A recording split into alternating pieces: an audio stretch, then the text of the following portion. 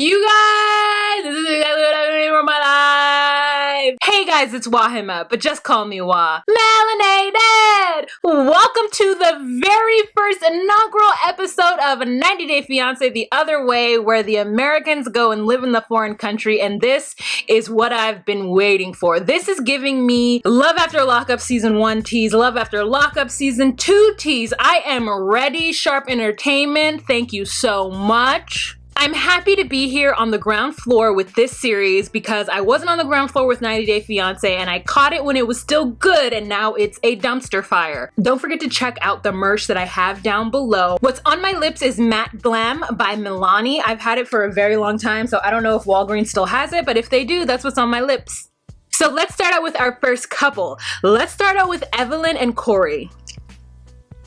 Actually, I don't know if his name is Corey, but I hope it is. I know her name is Evelyn. I'm just gonna go ahead and say that Evelyn is gonna get a bad edit, and she has already been made out to be a bitch, a villain, a seemingly gold digger. But girl, this is what I have to say about this. We got a little bit of tea on this couple before the show started, and they have been together for 4 years, okay? So let's give you a little background. They met while Corey was on some like South American, Central American, like, you know, I'm from privilege, I get to like travel around the world tease, and he likes to surf. So he was in Ecuador and she surfs, he surfs, they had a good time and they instantly like fell in love and like started dating, and he would go back to the United States periodically, obviously to work and make more money and do all that stuff, but they stayed together. She is co-owner or part owner of a bar that they own in Ecuador, a surfer's destination town or city or something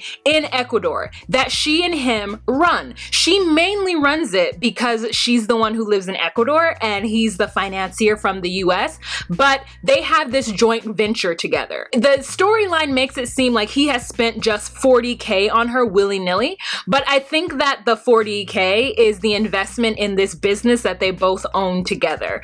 Also, Corey is with a person who doesn't want kids and doesn't want to convert to Mormonism. So any of the statements that she's making about not wanting to live in the US, not wanting to be Mormon, and not wanting to have kids isn't her being a bitch. It's Corey making a decision to be with somebody who isn't aligned with his ideas of the future.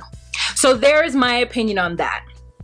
I think that Evelyn is going to get a bad edit because I don't think Evelyn is about the reality TV game. I think that she's just going to be honest with who she is and say what it is that she wants and doesn't want. We first start off with Evelyn, who has been in the US in the mountains of Washington, living on a compound with Corey and his Mormon family. Corey is the eldest, I think, of 3 children. He's 32 years old, and he and his parents and his siblings and his grandparents live on like a family compound in Washington. Actually, I'm not upset with them living on a compound. I don't actually think that's the worst thing. I would live on a compound with my family. I mean, as long as our houses were like a good chunk of distance away from each other, like, you know, if we had 5 acres, I would live on a compound with my family too. 2 acres, I would do it. You know what I'm saying? So I don't necessarily think that's weird or bad at all. So we start off with Evelyn and Corey going shopping because she's going back to Ecuador. She hates the US. I think she's been there for about 3 months and she's like over it. She doesn't want to be in the mountains. She doesn't want to be stuck. Before she leaves, she goes to a store and they go and purchase items for her friends and families back home, and they end up spending $780. Corey's sweating about the $780 and Evelyn is like, it's fine, you're fine, we're fine.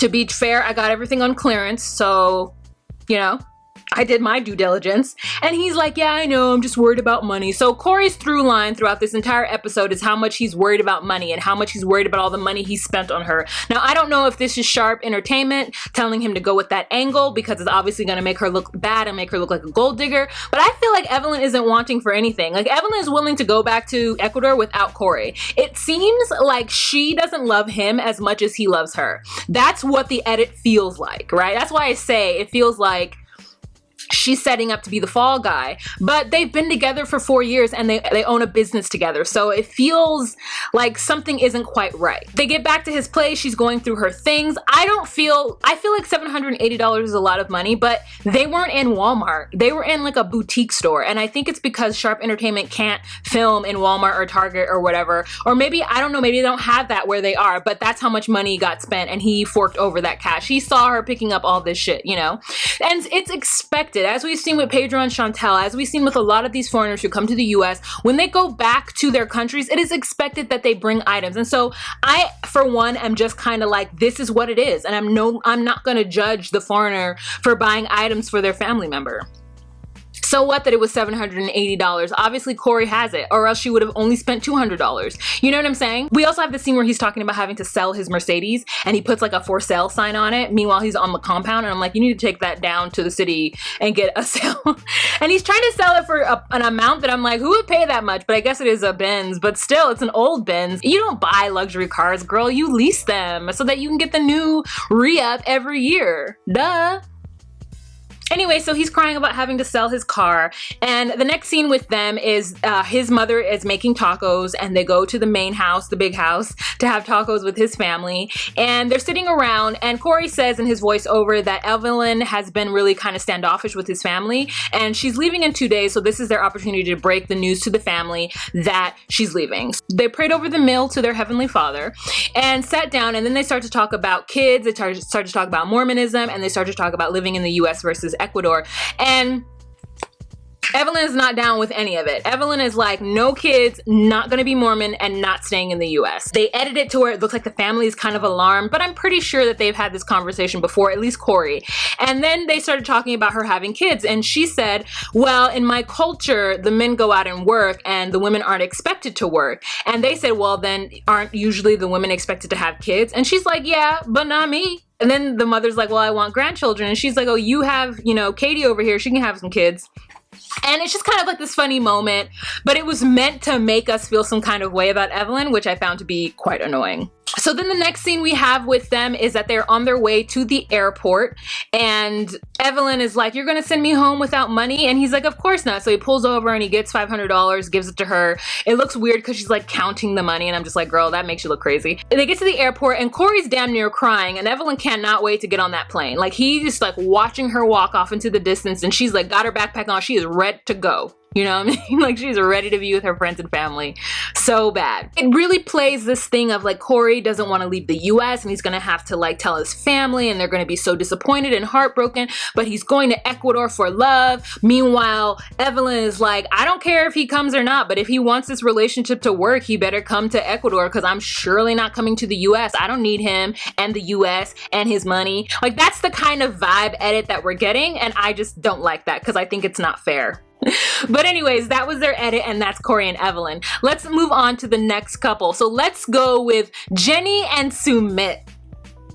Ooh, so excited for them. So Jenny is a 60-year-old woman, and she is from Palm Springs, California. She was married for 15 years, has 3 kids, thought everything was going well until her husband told her that she wasn't good enough and that he wanted to move on to somebody else. So she got a divorce, and she's been like doing her thug thizzle ever since then. She lives with her daughter, who PS has an Instagram and has already started hashtagging 90 Day Fiancé the other way. She likes makeup. Her eyebrows weren't the best in this episode, but they're good on Instagram. Getting back to Jenny. Jenny met Sumit, I think the timeline said in the episode about 2 years ago, where he was catfishing her, pretending to be this like beautiful man named Michael Jones.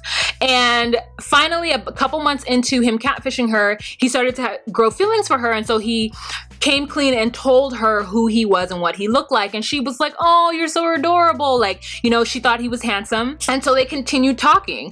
And she at first thought it was a joke, and it was just like hot guy trying to talk to her, and she was just gonna go with it because he was making her laugh. And then they soon realized that they developed feelings for each other, and she eventually went to India and stayed with him in India for 4 months. Girl, which they don't talk about in the very beginning of their segment, they talk about it at the end. So she went there, met his family, met his friends, all that jazz. They love each other. I really do think that this couple is absolutely for real, for real.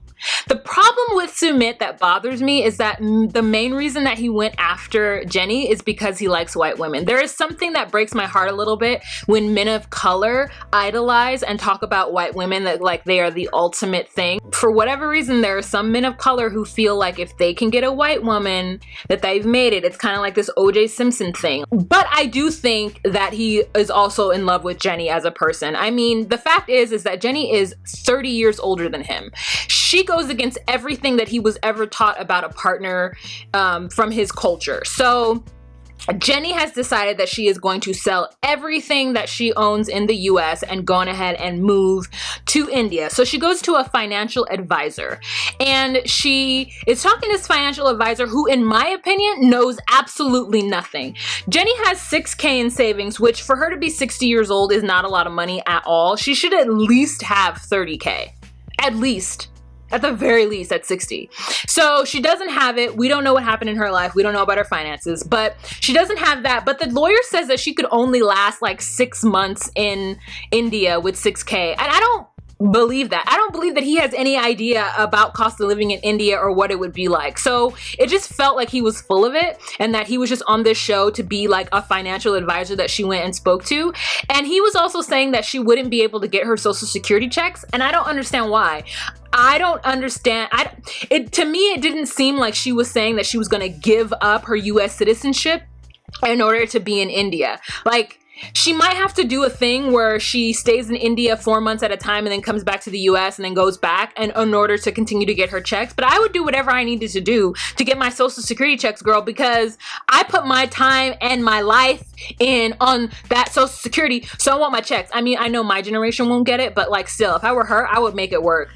And also, like, why does she need to like completely give up her US citizenship? Why would she need to give that up? Why can't she have dual citizenship? Like, I don't know what it is, but like, I'm saying, like, I feel like there's other options besides her just like not forfeiting all of her life in the US, you know? Jenny finally gets her visa, and she's like, oh, I'm so happy to have my visa, and I didn't think I would get it. Like, Jenny sounds like a Muppet or something. I don't know what her voice reminds me of, but she sounds like she isn't opening her mouth or something. I love Sumit so much. I'm just like, oh my God. But I love the fact that Jenny is put together. She's 60 years old, but she is wearing cute outfits. She's got her makeup on. She's ready for these cameras. Her glasses are really cute. I really am endeared by Jenny and Sumit because I think their love is real. So then we go to India and we talk to Sumit. Sumit works at a call center, and his call center name is Mike Jones. So he says he talks to Americans every day. He's sitting down with his good friends, and they are like, so what's up? And he's like, yeah, I'm gonna marry Jenny. And they're like, Jenny who? Jenny from like a million years ago, Jenny? And he's like, yeah. And they're like, you haven't spoke about her in a year. I didn't know you were even still talking to her. And he's like, yeah, we're still talking. And they're like, what about your family? And he's like, I'm not gonna tell them. I'm not gonna inform my parents. I'm just gonna tell them that I got a job somewhere far away and I have to move. And like, it is like a shocker to his friends. He's like, no, we don't do love marriages here. She is older than you. She is past her childbearing years. Like, you are going against every single thing that we have ever been taught. Like, love marriages are looked down upon, and that marriages need to be arranged so that the families can come together and support it. And it's like, he is going against all that. And his mother already doesn't like Jenny, even though they've already met Jenny and Jenny was there for 4 months living with them. I think that they like pretended that she was just a friend or something. They didn't even tell the neighbors who exactly she was. So I'm just like, damn, Jenny and Sumit are like in a relationship, girl. She was in India for 4 months. They were having sex, girl, like in his mama's house. Like, this is far beyond anything. So at this point, I'm just really supportive, and I hope that it works out for her. I really, really hope it does. But his friends are very skeptical because they're like, she's gonna need you every step of the way, man. Like, she can't do anything without you. She's gonna be like a baby bird, and you're gonna have to like nurture that. And he's just like, I know. And Sumit is like, when he's talking to his friends, he is just becoming overwhelmed with all the things that are gonna have to happen, but they need to be said. And I think his friends were giving him really good advice. Okay, so the next couple that we're going to talk about is Paul and Carini. Girl, just when I thought that Boo Boo the Foo Paul couldn't be any worse than he is, and he is. We see him interacting with his mother, and he is crying like an absolute baby and being like the worst, and it is amazing. Okay, so we start off with Paul and his mom. I think he's packing, girl. I don't even know what sequence it comes in. It's just a lot. They're at this lawyer's office, and Paul is trying to pull a like 15-year-old like teenager move where you're around like other people and you start to like try to guilt trip your parents into doing something. And it got really awkward because Paul is a grown-ass 35-year-old man, and he is trying to guilt his mother into sponsoring Carini because Carini has a baby and it's his baby. And he's like, but we need to be family and family should stick together and my family isn't helping me. And she's like, I didn't go over there and have that baby. We just gonna pray to God that everything works out, okay? Because you know me and your father don't have the money right now. We are not in the position to sponsor Carini. And I'm just like, they are really sticking to their guns. Like, he's got a whole ass baby in Brazil and they're like, no, you made your own choices. Now you have to live in that bed. You can't afford to have Carini come over here. That's on you. We didn't do this. All he has to do is make 26K and he doesn't make 26K. I don't understand. It's very funny because Paul's mother doesn't seem like the same woman who gave him a lock of her hair and he gave her a lock of his hair before he went to Brazil the very first time. Like, this doesn't seem like the same woman because I feel like that woman would just be like, okay, Paul, and give him whatever he wants. But that woman is like, no, I still love you and I'm gonna miss you, but no. So then Paul is packing for his trip. He's decided that he has to go and move to Brazil, and that is the beginning of the end of it. He's still trying to guilt trip his mom, but mom is not having him. She is looking at him like... So he's in her house. He's got her living room all junked up with his nonsense. He's taken, like, again, 4 Foot Lockers, 17 backpacks, and a fanny pack to Brazil. And he's trying to like vacuum seal things and put things in boxes. And then he has to show her this amazing bulletproof baby bungee type thing. And he's like, okay, mom, I put the baby in here and then I put this up. And so if they're shooting, then I can save the baby. And she's like, oh, okay, yeah. And then get shot in the head. I died when she said that. I was like, this woman is hilarious. Why do you think people are gonna shoot at you and you need to have a bulletproof? Like, it is just so absurd. He is so absurd. It makes for such amazing television. Okay, so they get everything packed. They get into the car and they're driving to the airport. Paul is saying how much he's gonna miss his mom and he loves his mom. His mom's saying the same thing back to him and how scared he is and how worried he is, but like he's gonna go do this for love because she's got his baby. And I'm just like, did you still make her get a DNA test? Because remember he did that shit? That was annoying during the tell-all, trying to tell Carini, oh, I still need a DNA test. Like, get out of here. He gets to the airport and there is an embargo. I don't exactly know what embargo means, so let's Google that shit right now. So there is an embargo and he can't take all of the items that he wants to take. He wants to take 2 like Foot Lockers filled with stuff for the baby that Carini said she needed and that the baby needed, and then his own stuff. And because he can't take his stuff, he can't take everything, he decides to do nothing. He decides not to go. He's like, I've already spent my money on this plane ticket. I don't have any more money. I can't go. I'm not going. The baby needs stuff. And his mom is trying to calm him down, but Paul has a full-on adult meltdown in the airport. And this is what Carini was talking about. He uses very childlike tactics to argue with other adults, and we saw him do it with his mom in the lawyer's office, and now he's at the airport throwing a tantrum. And she's just like, Paul, take what you can, go, and we can mail the rest. I don't know if she said that, but that's what I was thinking. And he is just freaking out. And she's like, would she rather you there or no one there? Like, you there so you can help her, or you there with the baby stuff? Is the baby stuff that important? And he's just like having a meltdown. Embargo. Let me look it up. Embargo is an official ban on trade or other commercial activities in a particular country. There must be some kind of embargo in Brazil or wherever it is that he's going first, because I'm assuming it's not a direct flight. So maybe because he has all this extra stuff, they're assuming that he's going to take items there to trade or sell, and they're just like, no, so you can only take like 2 bags. And he's like, I can't go and I'm never gonna go. And he just got really crazy. And they just get back in their car and drive back, and he is just acting an absolute ass fool. An ass fool. They showed some previews of him actually in Brazil in the next couple episodes, and girl, he does another thing where he starts to run off into the forest again, and I am so happy. The next couple that we're going to talk about, Tiffany and Ronald. Girl. Tiffany is 27 years old. She's a makeup artist and she lives with her mother who has a 3-year-old. So Tiffany has a 3-year-old sibling, and she has, Tiffany herself, an 8-year-old child.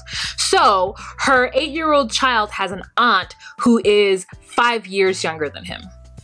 Tiffany, at 17, had a baby that she didn't know she was pregnant with until she went to the hospital with pains. So she has this baby, she names him Daniel, and they go and they live their lives with the mom. She also has a sister. So her mom is pretty upset because Tiffany has decided that she's going to move to South Africa to be with Ronald.